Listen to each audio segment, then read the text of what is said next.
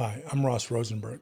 Welcome to my latest YouTube video or podcast. Today I'm going to talk about a subject I've addressed previously. It's called the Humanization Trick or the Humanization Explanation. What I've talked about previously is how pathological narcissists, when faced with the potential of a breakup or a real threat of a relationship terminating, they will go through various tricks and strategies in order to trick, fool, deceive, or manipulate the recovering codependent, or what I call the recovering person with self-love deficit disorder.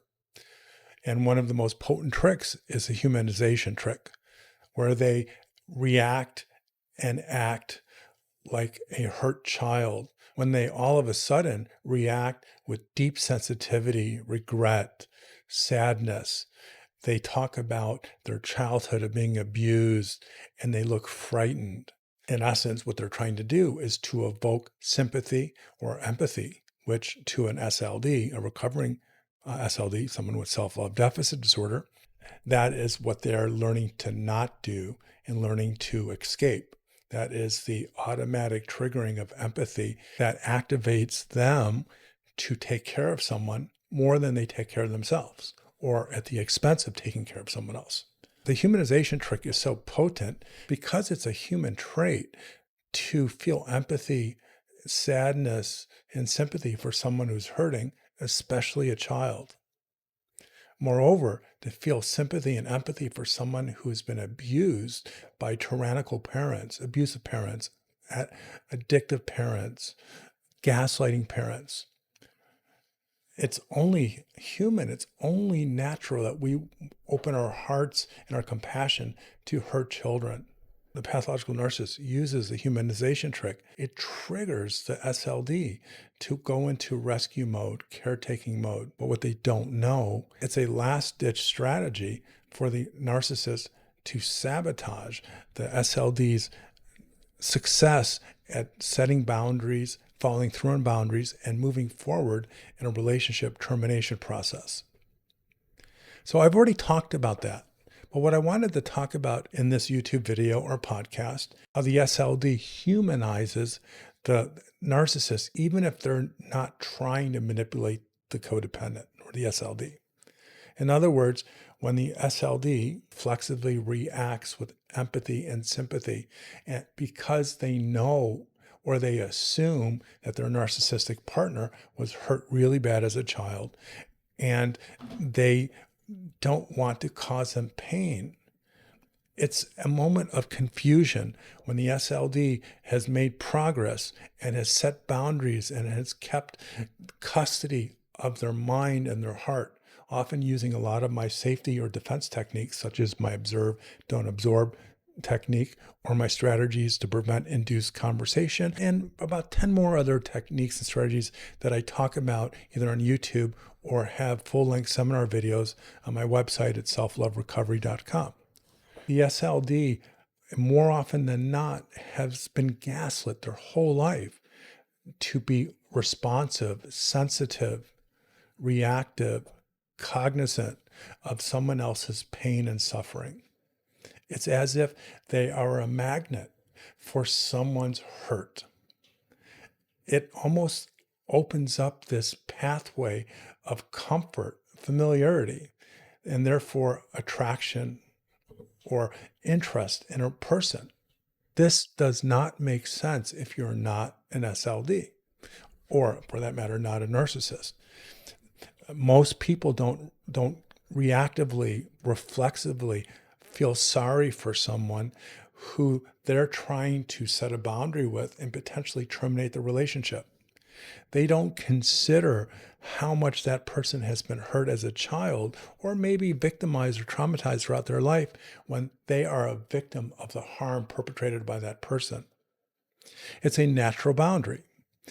Most healthy adults turn off empathy when they are a victim of harm from the person who is either actively seeking their sympathy or empathy, or their natural predilection to be sensitive to people who are downtrodden, hurt, abused, The importance of this discussion is to remind recovering SLDs, recovering codependents, that when you want to leave and escape the most tumultuous, traumatic, difficult, abusive, gaslighting environment you've ever been in, your current relationship, whether it's a long-term romantic relationship or a marriage or anything in between, when you finally get enough courage and strength and fortitude and support to step forward and claim what is yours, your own self-love, and to vanquish any oppressors or anyone who wants to crush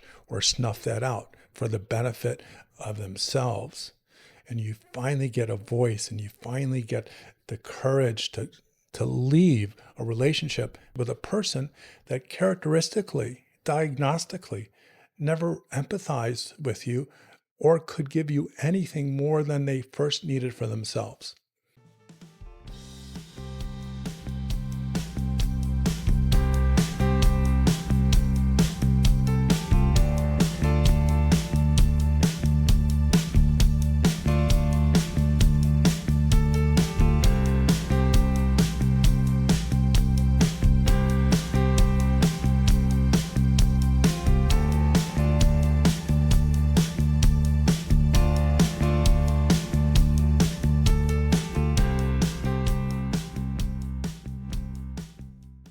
So if you're a recovering SLD, I'm explaining to you how your natural proclivity, your natural propensity to be sympathetic and empathetic can backfire.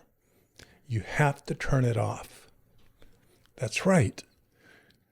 When you are leaving such harmful, diabolical, tyrannical people, you have to go blank when it comes to empathy and sympathy and compassion. I recommend using my observe, don't absorb technique, which is a whole nother discussion that I talk about in different YouTube videos, and of course, full-length seminar video available on my website. But you have to disconnect, or what I call artificially or temporarily disassociate. Because it's human to feel sorry for someone. And recovering codependents, recovering SLDs who are seeking self-love abundance, which is the cure, they should always feel empathy and compassion. The goal is not to stop it. It's not to end it. It's to make sure that your help of others, your sympathy, your goodwill, your compassion does not go against what is good for you, does not negate what you deserve, does not neutralize your happiness. So this is where we have to be conscious. We have to look inside our own selves when we're ready to break free from this pathological narcissist. And in my self-love recovery treatment program, I have 11 stages. And one of those stages is setting boundaries in a hostile environment. And I say that because in order to get to that point of your life where you're ready to finally cut yourself loose from your nightmare, you have done a lot of work and made tremendous progress and tremendous gains in your own self-love recovery treatment. Because it's not reasonable, it's impossible for a person who all of a sudden considers themselves an SLD or a codependent to finally say, I'm done, I'm breaking up, and not expect a torrent of resistance, a torrent of manipulation, a torrent of harm and pushback. But what I'm saying is we have to monitor our own selves and how we project humanity on people who have no interest in doing anything kind to us unless it benefits them. We have to turn that off. Now, it sounds kind of cold, but it's not, because if you enter a plane and you're getting ready to go on a plane trip, they say when the oxygen masks fall down, they say, well, put that on yourself first before you put it on your children. So in other words, you got to take care of yourself before you can take care of anyone else. And that does not include taking care of a narcissist who you are finally learning what is true, what is real, what is your accurate narrative of who you are and what you mean in any relationship. And your most important relationship is your self-relationship, your self-love. It's a trick that we play on ourselves. Whereas I talked about in the beginning of the video and other videos, the humanization trick is what the narcissists do. Well, this is a trick that we unconsciously do. It has been ingrained in us, and it goes all the way back to our childhood. As I've explained in my Human Magnet Syndrome books and my Codependency Revolution book, an SLD or codependent comes from a childhood environment where one parent was a pathological narcissist, has narcissistic personality disorder, borderline personality disorder, or antisocial personality disorder. And because of the human magnet syndrome relationship dynamics, the other parent is an SLD or a codependent, like magnets, opposite magnets. A person who becomes an adult SLD or codependent was raised in a childhood environment where they had to sacrifice their own needs, their own impulses, their own reality in order to take care of a pathologically narcissistic parent. Now that could mean a caretaking role that could be in its most severe form, emotional incest, or it could be just being the trophy child, the good child, the hero child, the perfect child, where they had to get rid of their natural impulses and their own vulnerabilities and natural weaknesses to be strong and exactly formed as the narcissist wants them to be. They have to acquiesce to the natural, wonderful, liberating childhood experience of growing and maturing and becoming. They have to be someone else. And they learned that by being someone else, by suppressing, pushing down their own needs for love, respect, care, trust, and protection, and focusing on what the pathologically narcissistic parent needs, they experience freedom of abuse, whereas other people in the family are targets, moving targets. Therefore, every SLD has a childhood where they learn to be invisible, moldable, voiceless, learn to be an adult before their time, learn to be something that made that narcissist happy that was unnatural to them. So it only makes sense that by the time they become an adult, their version of love is what they can do, how they can help someone else more than themselves. Very, very sad. And this is called attachment trauma. And attachment trauma, for those who are familiar with my work and my SLDD pyramid, SLDD or codependency is caused by attachment trauma, core shame, pathological loneliness, a relationship addiction, and at the top, everything we know and think about when it comes to codependency. So be aware of the humanization trick and how it's used against you. But now I want you to be aware of how we use it against ourselves and we don't even know. To shut down, be cold, and to not be responsive could be the most compassionate, self-loving thing you've ever done for yourself.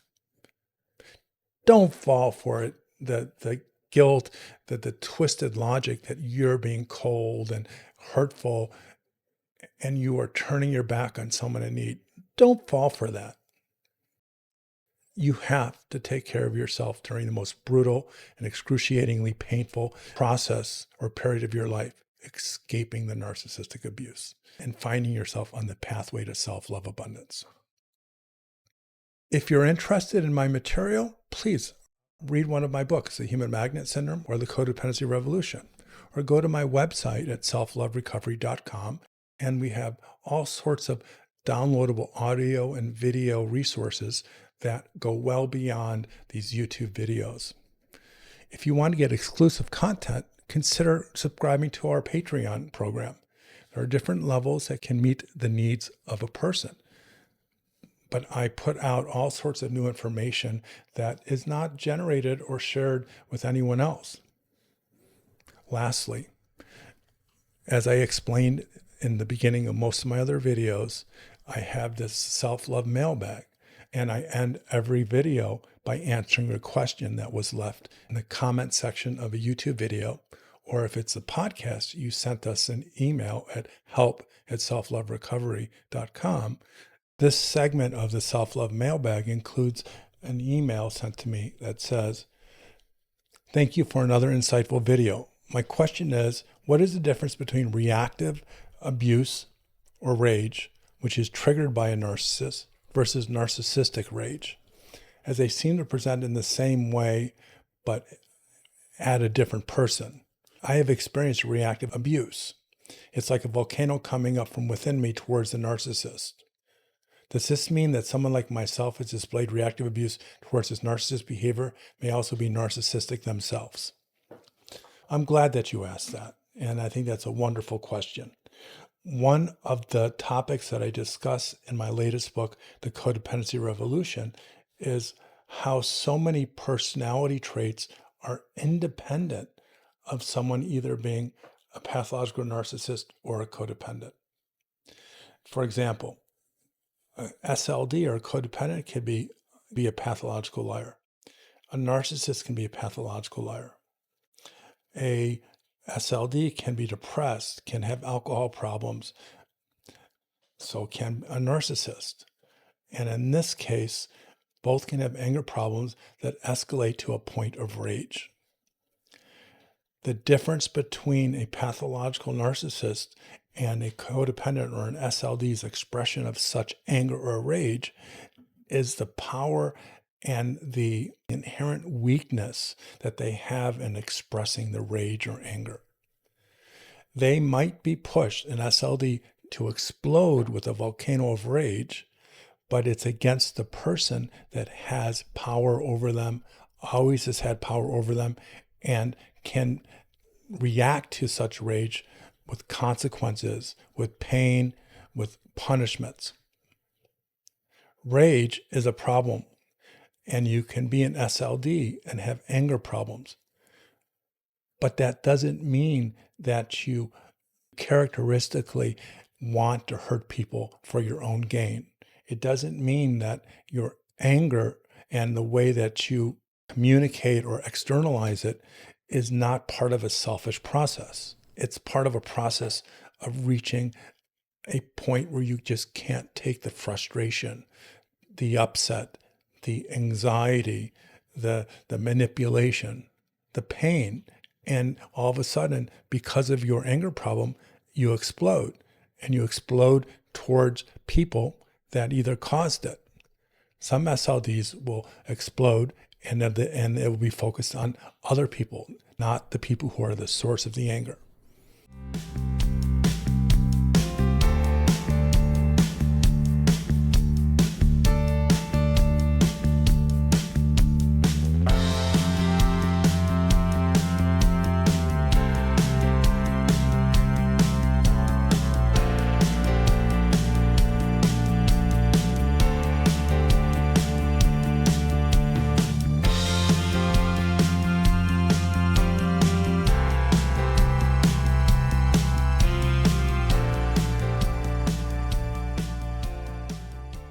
So the primary explanation is an SLD's anger or rage is often a futile attempt to control people that can't be controlled. It's an expression of anger that cannot be heard or understood, sympathized, or empathized because it is directed towards a pathological narcissist. Whereas an SLD, their anger is focused on frustration with hopes that someone will meet them in the middle and love them, respect them, care for them, trust and protect them as they do to that person. They want something that is reasonable.